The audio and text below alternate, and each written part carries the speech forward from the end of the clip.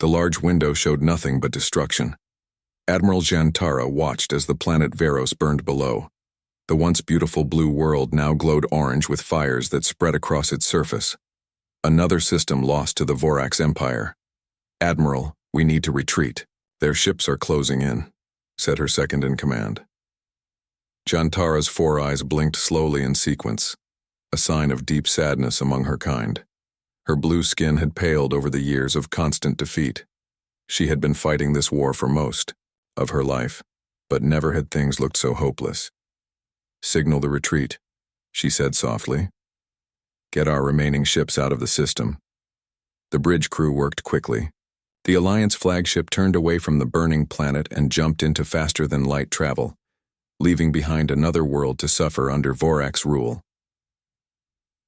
3 days later, the Emergency Council gathered on Lux Prime, the hidden base of the Galactic Alliance.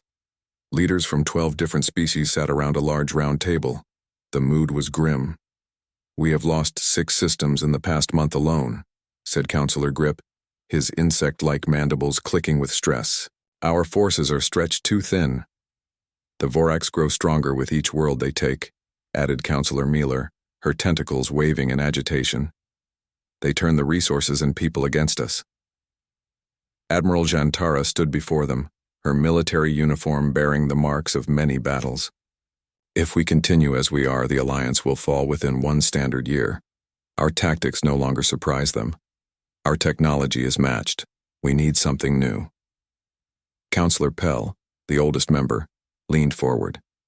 His gray scales reflected the HFY dim light. "There are rumors," he began carefully, "of a species we have not yet contacted, from a small yellow star system in the outer rim."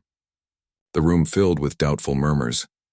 "You speak of planet Earth," said Jantara. "I have read the scout reports. They are primitive. They have barely left their own planet." "Yes," agreed Pell, "but they have something different.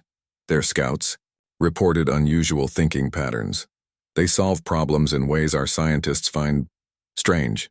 We cannot pin our hopes on primitives," shouted Councillor Grip. Milar's voice was quiet but firm. "What choice do we have? We have tried everything else." The debate lasted hours. Some council members argued that bringing in a new, untested species was too risky. Others believed that the humans, as they were called, might bring fresh ideas to a war that had become predictable. In the end, desperation won. The vote was 9-3 in favor of contacting Earth. "Who will go?" asked Pell.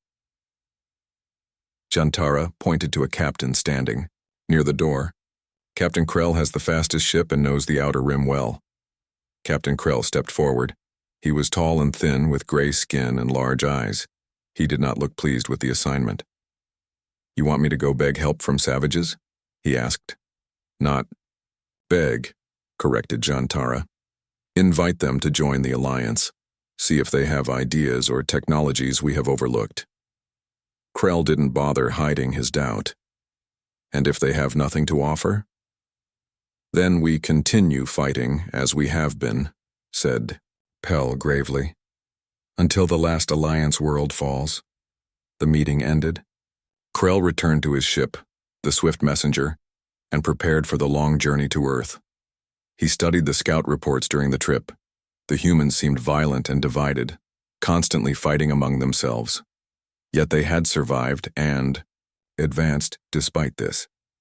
Perhaps there was something to learn from them after all. As his ship approached the edge of Earth's solar system, Krell still had strong doubts. But orders were orders. The Alliance needed help, even if it came from an unlikely source. "Approaching Sol system," announced his navigator. Krell straightened his uniform and prepared to make first contact with the species that the Council somehow believed might help turn the tide of a war they were losing badly. "Let's see what these humans are made of," he muttered. Lisa Monroe stared at the news on her tablet. An alien ship had entered Earth orbit just hours ago. After years of wondering if humans were alone in the universe, they finally had their answer. "Frank, are you seeing this?" she called to her colleague across their small office. Frank Daniels looked up from the strange weapon design he was working on. His desk was a mess of sketches and calculations that the military had rejected as too unconventional.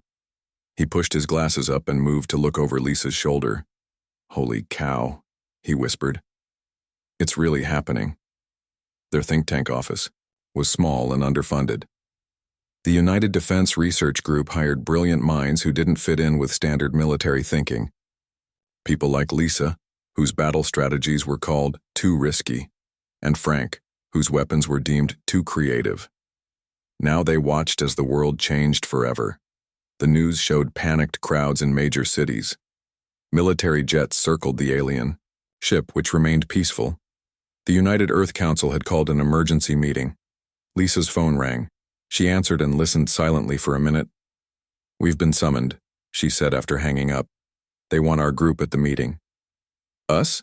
Why?" Frank asked, surprised.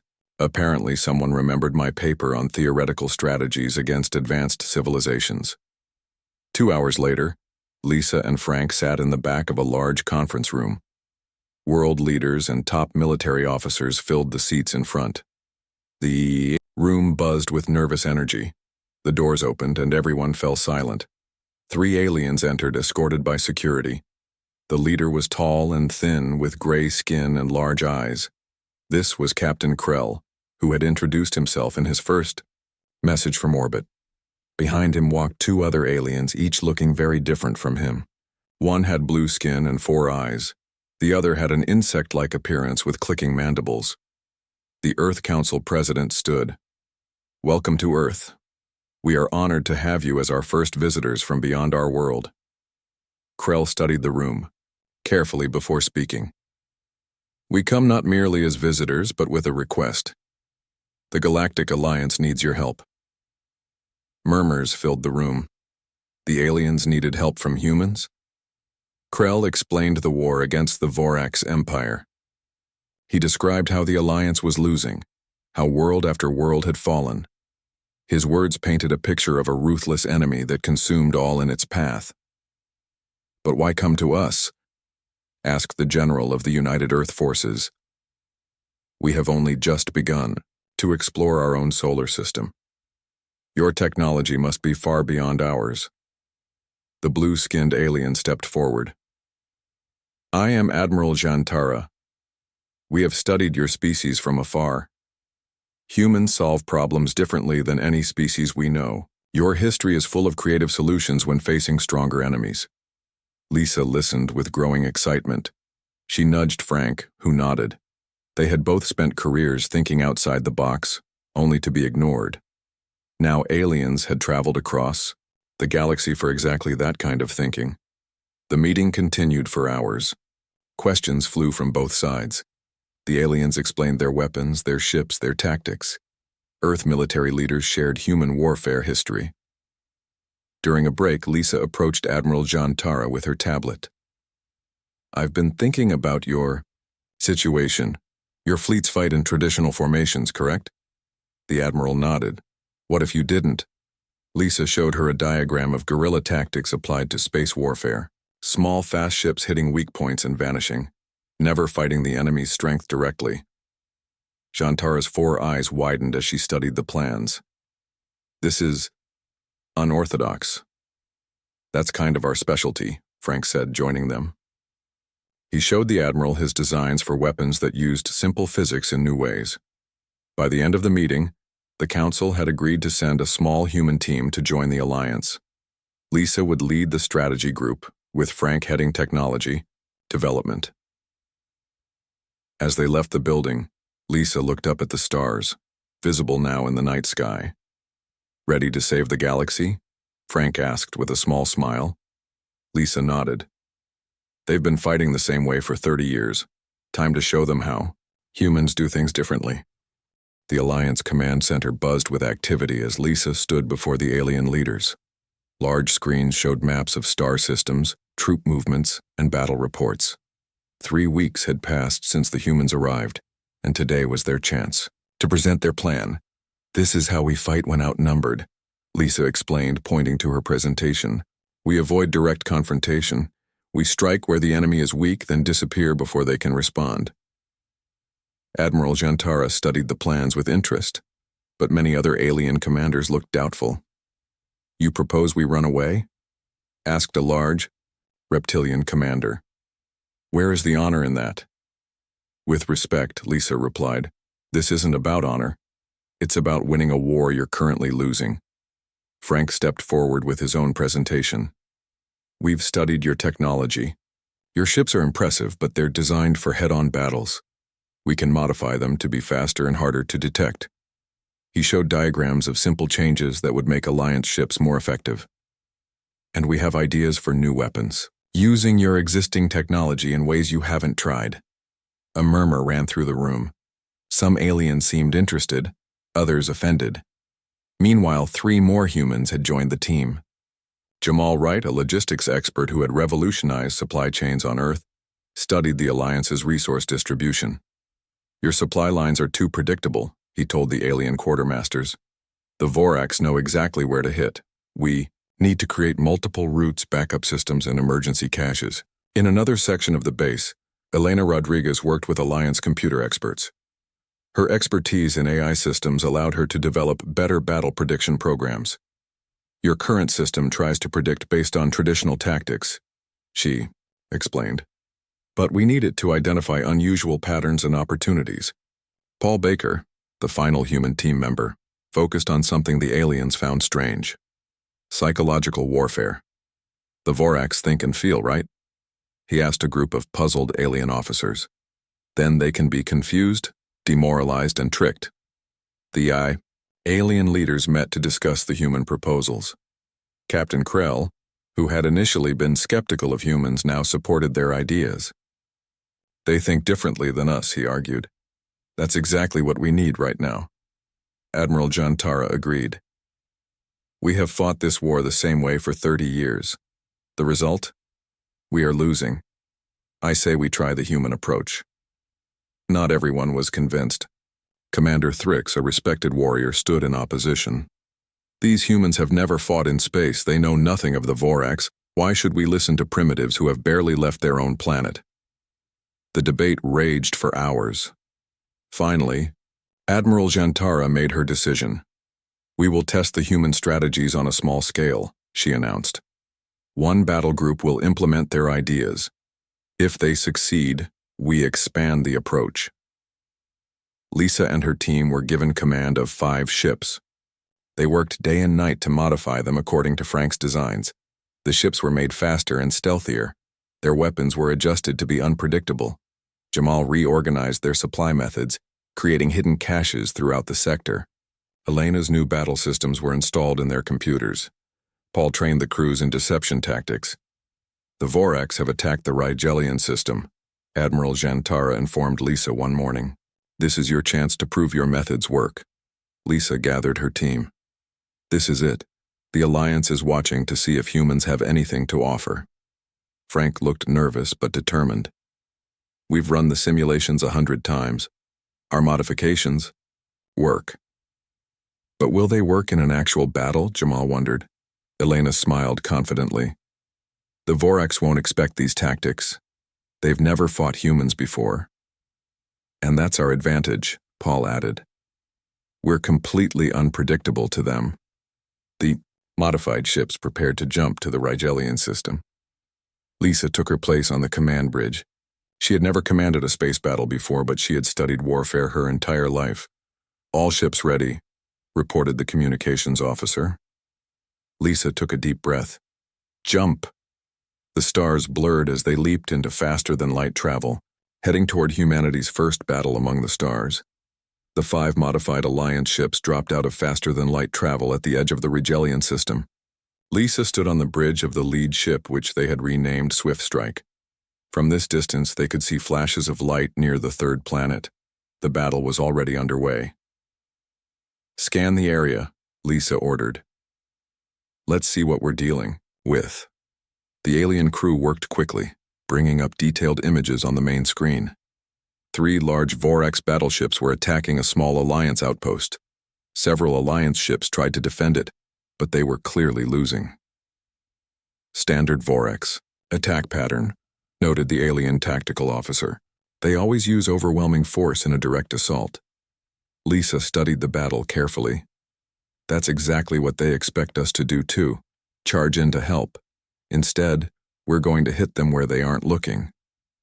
She outlined her plan quickly. The 5 ships would split up. While the Vorax focused on the outpost, Lisa's ships would attack their unprotected supply vessels that waited at the edge of the system. Without supplies, those battleships will have to retreat within hours, she explained. We don't need to destroy them, just cut off their support. Frank, who was monitoring the modified weapons systems, looked nervous. Our changes haven't been tested in actual combat yet. No time like the present, Lisa replied with more confidence than she felt. The 5 ships separated and used the stealth modifications Frank had designed to approach the Vorax supply vessels undetected. The alien crew members were tense, not used to avoiding direct combat. This feels wrong, muttered the weapons officer. We should be helping our comrades at the outpost. We are helping them, Lisa assured him, just not in the way the Vorax expect. The swift strike closed in on the largest supply ship. It was massive but lightly defended, as the Vorax never expected anyone to target their supply line during a battle. They've spotted us, called out the sensor operator. Fire the modified weapons, Lisa ordered. Frank activated the system he had designed. Instead of the standard energy beams the Alliance used, these weapons fired concentrated bursts that overloaded the Vorax shields in specific spots. The supply ship's defenses flickered and failed in sections. It works, Frank shouted, unable to contain his excitement. The other human-led ships reported similar success. Within minutes, 3 Vorax supply vessels were disabled, their engines and weapons offline. The Vorax battleships, suddenly receiving alerts from their supply line, found themselves in a dilemma. They could continue their attack on the outpost, or turn to defend their supplies. They chose to split their forces, sending 1 battleship to investigate. Now for Phase 2, Lisa said. Elena, activate your battle prediction system. Elena, monitoring from her station, entered commands into the ship's computer. The system she had designed predicted the exact course the Vorax battleship would take to reach them. They'll be here in 3 minutes, she announced, following the most direct route just as the system predicted. Lisa smiled. And we won't be here. All ships, execute jump to position beta. The 5 ships disappeared into faster-than-light travel for just a few seconds, reappearing behind the approaching Vorax battleship. Its weapons and shields were oriented forward, leaving its rear vulnerable. Fire everything, Lisa ordered. The combined attack from 5 ships overwhelmed the battleship's rear defenses. Critical systems failed throughout the massive vessel. It drifted powerless in space. On the main screen, they could see the other 2 Vorax battleships breaking off their attack on the outpost. Without supplies and with 1 battleship disabled, they had no choice but to retreat. The bridge crew of the Swift Strike stared in amazement. They had just defeated a superior Vorax force without losing a single ship. That's not possible, whispered the tactical officer. We've never beaten them so decisively. Lisa shrugged. You've never fought them the human way before? Admiral Jantara's voice came through the communication system. Whatever you just did, it worked. Return to base immediately. The Alliance Council wants a full report. As they set course back to base, Frank turned to Lisa. They'll have to take us seriously now. This was just one small victory, Lisa cautioned, but it's a start. And now we know our ideas can work against the Vorax. For the first time in years, the Alliance had won a battle without heavy losses. Word would spread quickly. The humans had brought something new to the war, and the Vorax wouldn't know what hit them. News of the victory at Rigel spread quickly through the Alliance. 1 month later, Lisa stood in the main war room of Alliance headquarters. The large space was filled with alien commanders who no longer looked at her with doubt. We have implemented the human tactics across 20% of our fleet, Admiral Jantara announced. Every battle group using these methods has reported success. The large screen showed a map of recent battles. Green markers showed Alliance victories, red showed defeats. The green markers all appeared in sectors using human strategies. The Vorax are confused, said Captain Krell, who had become one of Lisa's strongest supporters. For 30 years we fought them the same way. Now we are unpredictable. Frank had been busy too. He worked with alien engineers to create new weapons and defenses. In a large testing facility nearby, he watched as his latest invention fired. At a target, the energy consumption is 50% less than standard weapons, he explained to the impressed alien scientists. And it does more damage. One alien engineer shook her head in wonder. How did we not think of this? It uses such basic principles of physics, Frank smiled. Sometimes you need fresh eyes to see simple solutions. In another part of the base, Jamal was transforming the Alliance supply system. He created multiple routes for critical materials, hidden storage centers, and emergency protocols. If the Vorax attack one supply line, we can switch to 3 others, he explained to the logistics team. We're no longer dependent on a single route. The alien supply masters, at first resistant to changing their centuries-old methods, now nodded with approval. The new system had already saved 2 outposts that would have been lost under the old approach. Elena worked with the Alliance's best computer scientists to expand her battle prediction system. Her AI could now analyze Vorax movements across multiple star systems and identify patterns invisible to others. They're adapting to our new tactics, she warned during a strategy meeting. But my system is adapting faster. Perhaps the most surprising contribution came from Paul. His concept of psychological warfare was completely foreign to most Alliance species. They fought with ships and weapons, not with tricks and deception. We've started broadcasting false communications, Paul told Lisa during their daily update. The Vorax intercepted them and diverted 3 battle groups to defend against an attack that never came. Lisa had been given command of a full fleet, 50 ships now modified with human-inspired technology. Her reputation grew with each victory.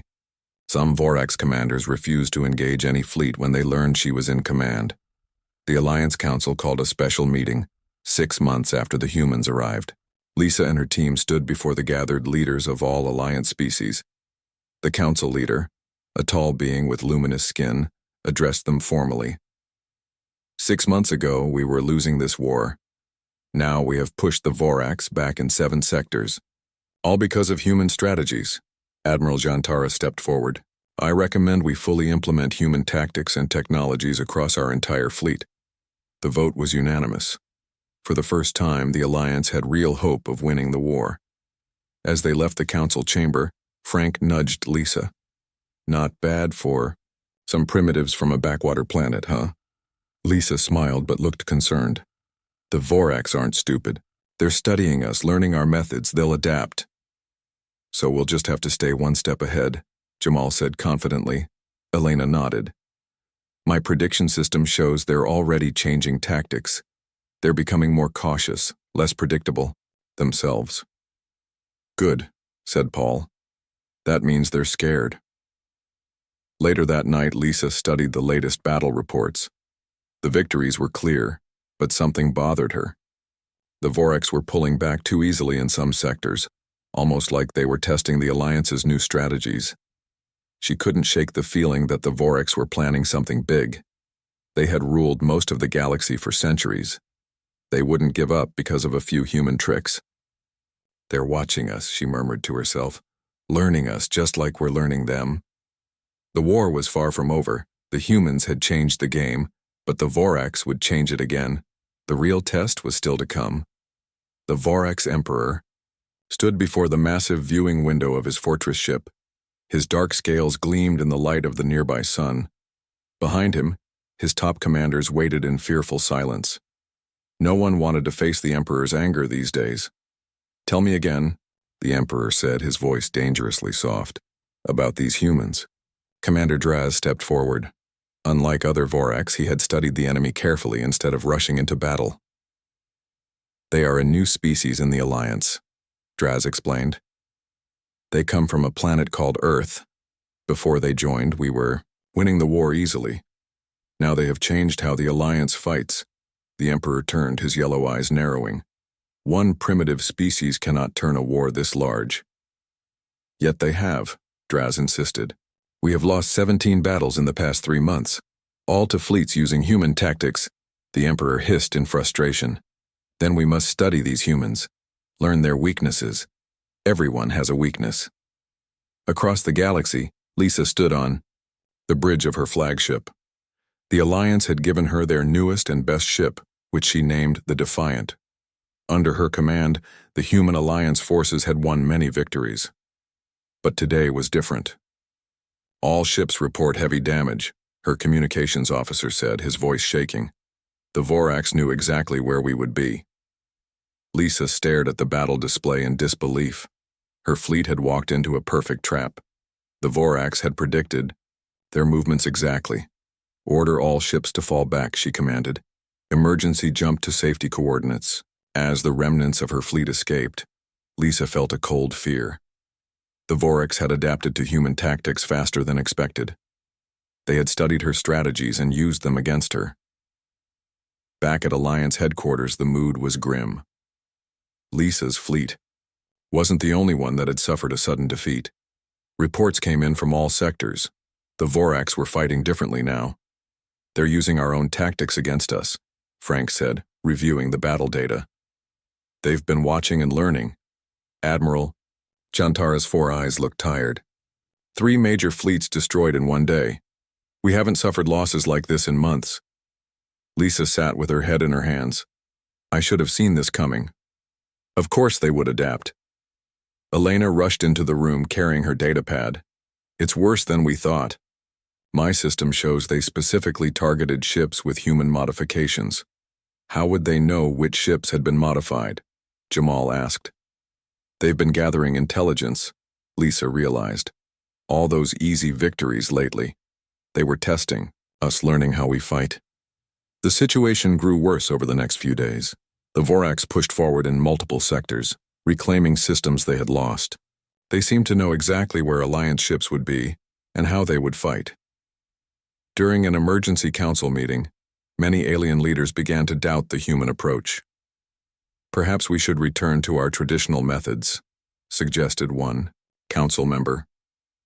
At least we understood that kind of warfare. Lisa stood to address the council. The Vorax have adapted to our tactics, yes, but that doesn't mean human strategies have failed. It means we need new ones. What do you propose?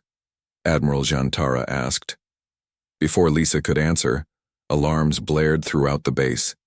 The main screen showed a massive Vorax fleet dropping out of faster-than-light travel near the headquarters system. How did they find our hidden base? Gasped a council member.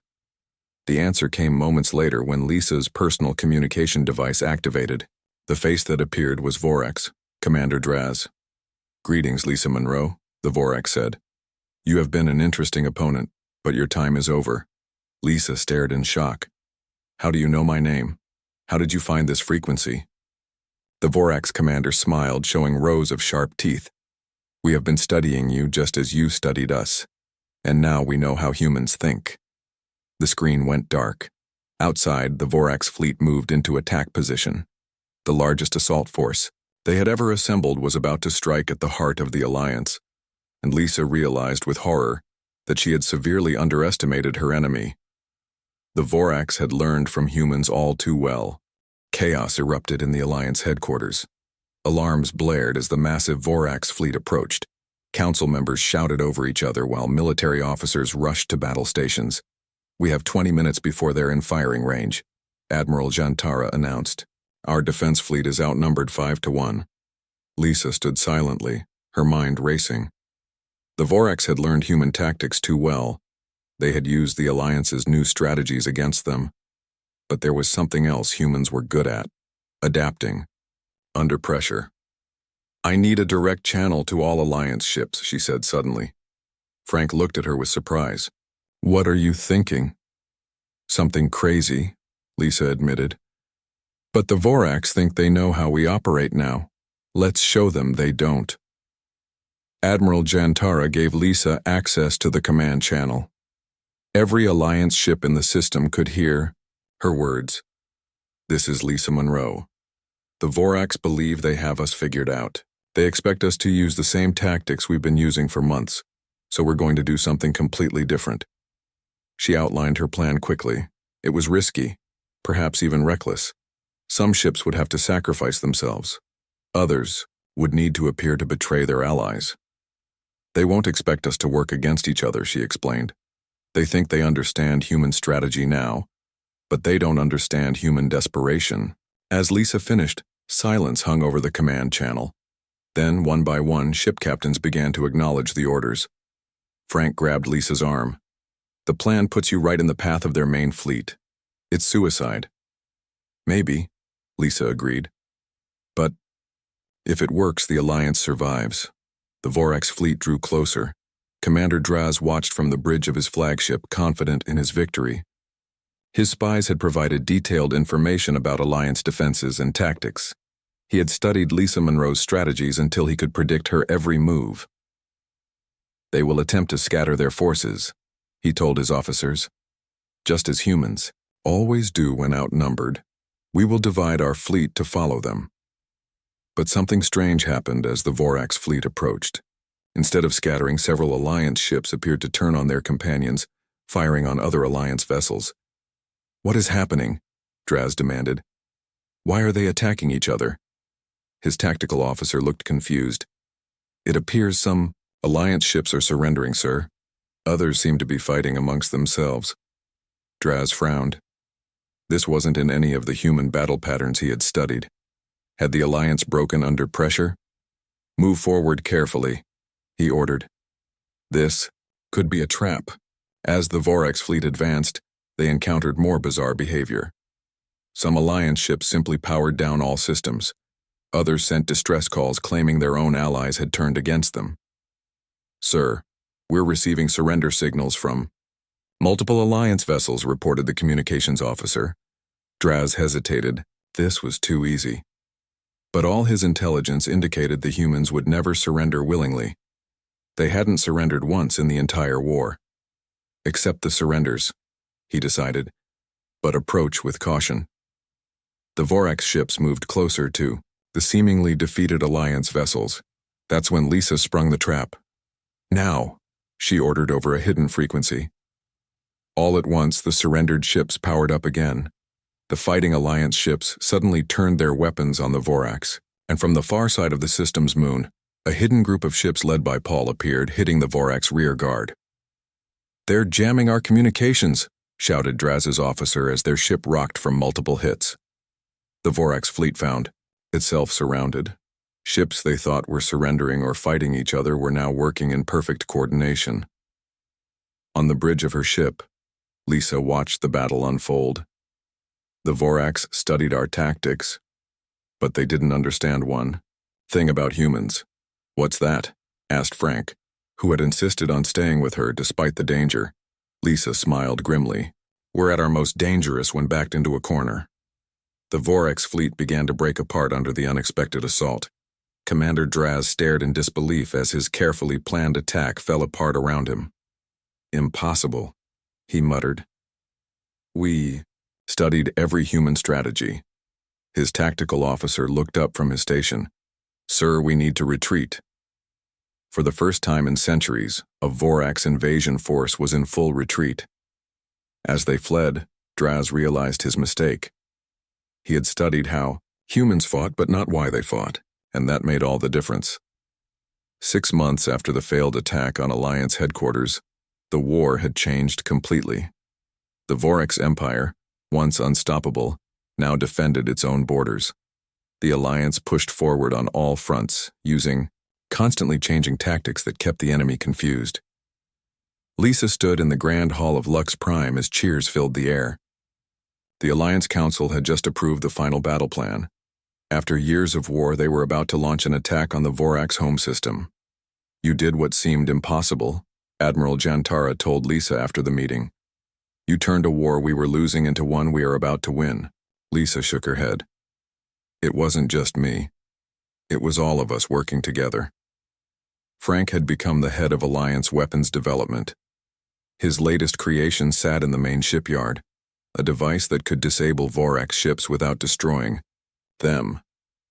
We don't need to kill them to win, he explained to anyone who would listen. We just need to stop them. Jamal had transformed the Alliance supply network so completely that not a single supply ship had been lost in 3 months. His methods were now taught to all Alliance logistics officers. Elena's prediction systems had grown more sophisticated. They now analyze not just battle movements but cultural patterns and psychological responses. The Vorax aren't just warriors, she explained. They have families, beliefs, and fears. Understanding those helps us predict what they'll do. Paul's psychological warfare had perhaps the greatest impact. His broadcasts into Vorax territory had led to several worlds surrendering without a fight. They're tired of war too, he said. They just needed permission to say it. The combined fleet gathered near the jump point. It was the largest force the Alliance had ever assembled. Ships of all designs from every Alliance species flew together, all incorporating human innovations. Lisa took her place on the bridge of the flagship. This time, she would lead the entire assault. The plan was complex but flexible, allowing for quick changes if needed. "All ships report ready," said Captain Krell, who served as her second-in-command now. "Begin the jump sequence," Lisa ordered. The massive fleet disappeared into faster-than-light travel, heading for the heart of the Vorax Empire. The battle for the Vorax home system lasted 3 days. The Alliance forces moved like no fleet had ever moved before, changing formations and tactics so quickly that the Vorax could never predict their next move. On the 3rd day, the Vorax Emperor's fortress ship was surrounded. Frank's special weapon disabled its engines and weapons without harming anyone inside. "Vorax Emperor," Lisa said over an open channel. "Your fleet is defeated. Your fortress cannot move or fight. We offer you the chance to surrender and end this war." Hours passed before the reply came. The Emperor himself appeared on the screen. "The Vorax do not surrender," he said, his voice filled with ancient pride. Lisa was prepared for this. "We don't ask for your surrender. We ask for peace. There is a difference." The Emperor was silent for a long moment. "Explain." "You keep your empire. You keep your honor. But you stop expanding. You respect Alliance borders. And you allow any worlds that wish to leave your control to do so." The war ended not with the destruction of the Vorax Empire, but with a treaty. Many council members wanted harsher terms, but Lisa insisted that crushing the Vorax completely would only lead to another war later. 1 year after the peace treaty, Lisa stood before the Alliance Council again. This time, she wore the formal uniform of an Alliance High Commander. Earth had been granted full membership in the Alliance, and human ideas were spreading throughout galactic society. "The humans have given us more than victory," said the council leader during the ceremony. "They have given us new ways of thinking, new approaches to old problems. They have changed us all." After the ceremony, Frank found Lisa looking out at the stars. "Thinking about home?" he asked. Lisa nodded. "Earth seems so distant now, so small compared to all this. Yet look what we brought to the galaxy," Frank said with a smile. Throughout the Alliance, races that had done things the same way for thousands of years were learning to innovate, to adapt, to think differently. The war was over, but the human revolution had just begun. On a distant alien world, a teacher stood before a class of young students. On the wall was a moving image of the peace treaty signing. The teacher pointed to the small group of humans among the many alien species. "And that, children, is how the Great War ended," the teacher said. "The enemy was winning, until humans arrived."